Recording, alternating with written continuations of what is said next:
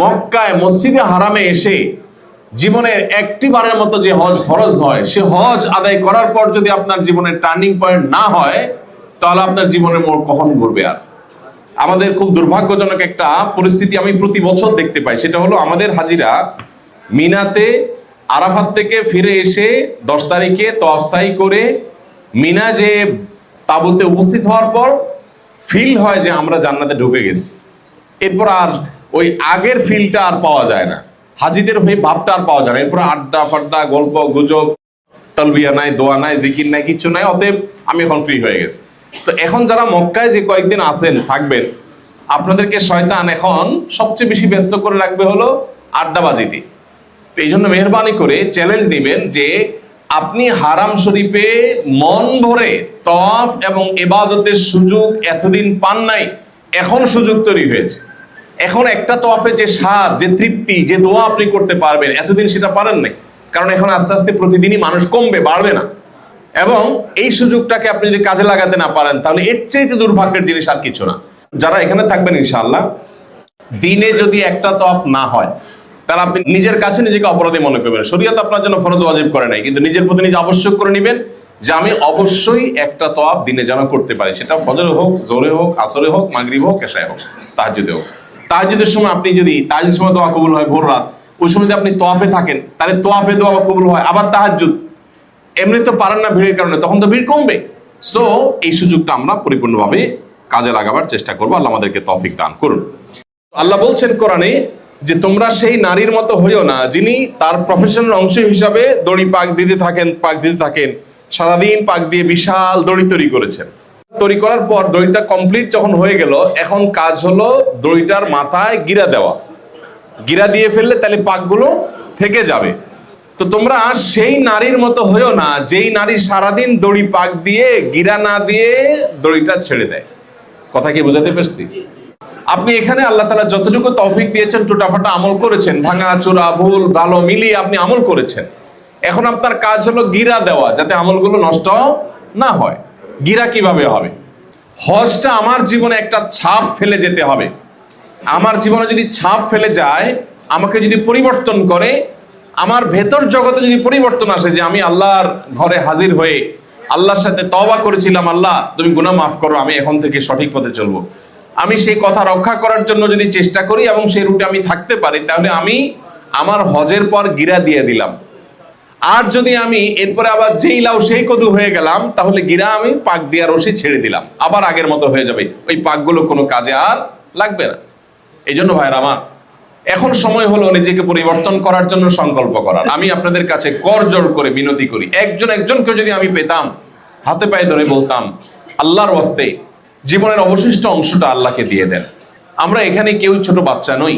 এখানে যারা আছি আমরা বেশিরভাগ মানুষই 40+ হয়ে গেছি। কিছু ভাইরা আমাদের 2-4 জন মানুষ আছেন, বা 2-4টা আমাদের ছেলে মেয়ে আছে যারা অনেক ছোট বয়সে হয়তো ওরা, আর বাকি সবাই আমরা বয়সে অনেক বড় পরিণত হয়ে গেছি। আমাদের জীবনের ক্রিম টাইম ইতিমধ্যে আমরা পার করে চলে আসছি ভাইরা। ক্রিম টাইম শেষ, যৌবন, তারুণ্য, কৈশোর আমরা পার করে আসছি। এখন মানুষের জীবনের পরিবর্তনের জন্য একটা টার্নিং পয়েন্টের দরকার হয়। প্রিয় ভাই আমার, প্রিয় বোন আমার, মক্কায় মসজিদে হারামে এসে জীবনের একটি বারের মতো যে হজ ফরজ হয়, সে হজ আদায় করার পর যদি আপনার জীবনের টার্নিং পয়েন্ট না হয়, তাহলে আপনার জীবনের মোড় কখন ঘুরবে? আর এরপরে আর কখন ঘোরার জন্য আপনি অপেক্ষা করবেন? আল্লাহ বলেছেন আলাম ইয়ানিল্লাযীনা আমানু আন তাখশা কুলুবুহুম লিযিকরিল্লাহ, যারা ঈমান এনেছে তাদের অন্তরটা আল্লাহর ভয়ে বিগলিত হওয়ার সময় কি এখনো আসে নাই? ও ভাই, মক্কায় আসার পর, হজ করার পর বাইতুল্লাহর সামনে দাঁড়িয়ে কি আপনি আল্লাহর সঙ্গে প্রতিশ্রুতি দিয়ে আপনার জীবনের রশির মাথায় গিরা দিয়ে এটাকে ফিক্সড করে ফেলার সময় এখনো আসে নাই? মনে রাখবেন, শয়তান আপনাকে ভুলিয়ে রাখবে যে হজ শেষ হয়ে গেছে, এখন ফেসবুকে ইউটিউবে আবার ডুব দাও, এগেইন কাম ব্যাক করো তুমি আমার সেই জগতে, আবার তুমি ভুলে যাও। প্লিজ নিজেকে পরিবর্তন করার সংকল্প করি। আমাদের প্রত্যেকটা মানুষের পরিবর্তন করার মতো ইস্যু আছে। আমি আমার কথা যদি বলেন, আমি প্রত্যেকটা তওয়াফে প্রতিটা সময় আমার 4-5টা পয়েন্ট বলে বলে আল্লাহর কাছে আমি বলি, আল্লাহ আমার এই বদ অভ্যাস আছে, আল্লাহ আমি জানি আমার এই দুর্বলতা আছে, আপনি আমাকে সংশোধন করে দেন। মানুষ বলে স্বভাব চেঞ্জ হয় না, আল্লাহ আপনার কাছে না বলতে কিছু নাই, আপনি সব পারেন। আপনি পাহাড়কে মাটি করতে পারেন, মাটিকে পাহাড় করতে পারেন, সাগরকে শুকাতে পারেন, শুকনা জায়গাকে সাগর বানাতে পারেন। আপনি রাতকে দিন করেন, দিনকে রাত করেন। আপনি মৃত ডিম থেকে জীবন্ত মুরগি বের করেন, আর জীবন্ত মুরগি থেকে মৃত ডিম বের করেন। আল্লাহ আপনার দ্বারা অসম্ভব বলতে কিছু নাই, আপনি সৃষ্টিকর্তা।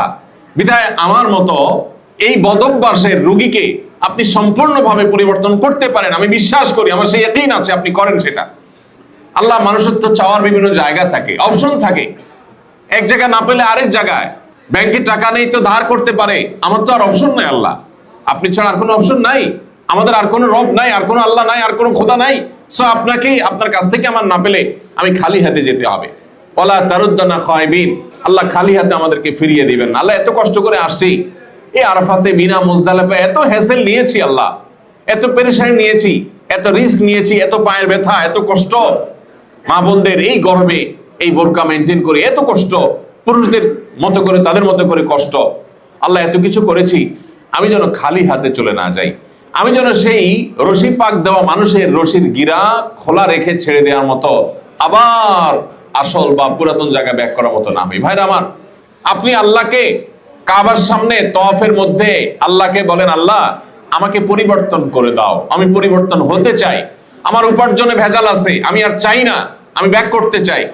আল্লাহ, আমার আচরণে ভেজাল আছে, আমার আচরণটা ত্রুটিপূর্ণ, আমি রেগে যাই, আমি বদমেজাজ হই, মুখ খারাপ হয়ে যায়, আমি আমার স্ত্রীর প্রতি খারাপ আচরণ করি, আমার হারাম সম্পর্ক আছে, অবৈধ সম্পর্ক আছে, আমার চরিত্রের মধ্যে ত্রুটি আছে। আল্লাহ, আমি ঠিক হতে চাই বাট হতে পারি না। এমন মানুষ খুব কম আছে। কুল্লু মাউলুদিন ইউলাদু আলাল ফিতরা, নবীজি বলেছেন প্রত্যেকটা মানুষ ফিতরাতের উপরে জন্মগ্রহণ করছে। এমন মানুষ খুব কম আছে যে ভালো হতে চায় না, সবাই ভালো হতে চায়।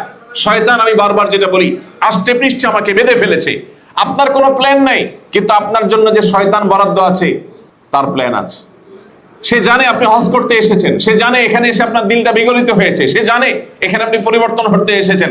পরিবর্তন যেন হতে না পারেন তার জন্য তার ছক আছে। আপনি দেশে যাওয়ার সাথে সাথেই ব্যবসা বাণিজ্যের সব উল্টো পাল্টা, অফিসে গিয়ে দেখলেন সব ঝামেলা তৈরি হয়ে গেছে, আপনার মেজাজ বহুত গরম হয়ে যাবে, বহুত ব্যবসা লস হয়ে গেছে।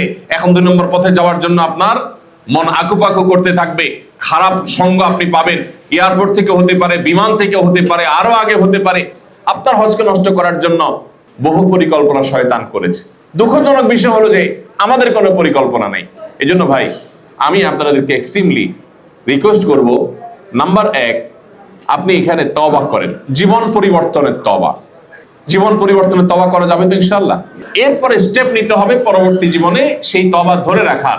স্টেপ নেওয়ার পাশাপাশি আল্লাহর কাছে দোয়া করে মঞ্জুর করাইতে হবে যে আল্লাহ, হজের আগের জীবন আর হজের পরের জীবনের মধ্যে যেন স্পষ্ট পরিবর্তন থাকে, তাহলে সেটা হজ্জে মাবরুর হিসেবে কাউন্ট হতে পারে, আলামত হিসাবে বিবেচিত হতে পারে। এর জন্য 1 নম্বর কাজ হলো আল্লাহর কাছে চোখের পানি ফেলে দোয়া করা, যেটা এখানেও করব, হজের পরেও করব ইনশাআল্লাহ। নাম্বার 2, দ্বীনি পরিবেশ বজায় রাখা। এটা যে কত গুরুত্বপূর্ণ সেটা বলার অপেক্ষা রাখে না।